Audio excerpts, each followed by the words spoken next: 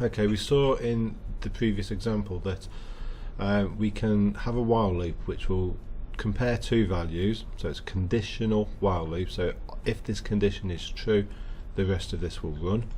If it's not true, it will ignore it.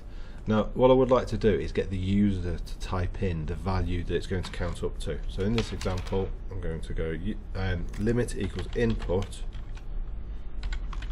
enter a number.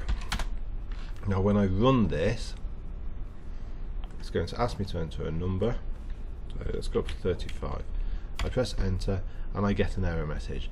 The error says that this is the line causing the error, and it tells me that I cannot use this comparison operator between an int and a string. What we have here is count is an int, so count equals 0, 0 is an int, limit is a string. So when I typed in a value, it actually saves it as a string instead of an integer. Now to convert it into an integer, I do something that is called casting. So I can say limit equals int limit. So what happens is the value that is held within the limit variable is converted to an integer and then saved back into the variable called limit. So it just overwrites what's in there. So when I run it this time, hopefully, I'll type 35, this time it works. Now I can do this in more than one way. So I'm going to get rid of this line. If I wanted to keep this as a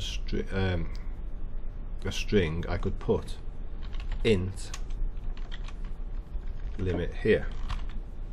So the value limit will stay as a string, but it will just compare count to the int version of that. So it'll work. Another way is I could put int here. I've got to remember I've got an opening bracket here, that's the closing bracket for this bracket. So when I run it now, let's just move that up to make it look a bit more tidy. So it counts to 10, this time it counts to 10.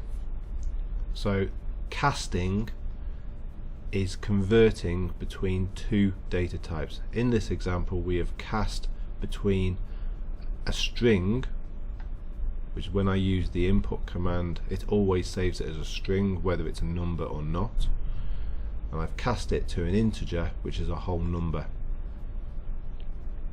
That allows me to compare the integer count to the integer limit. I cannot compare a number to a string, which is what it was doing originally.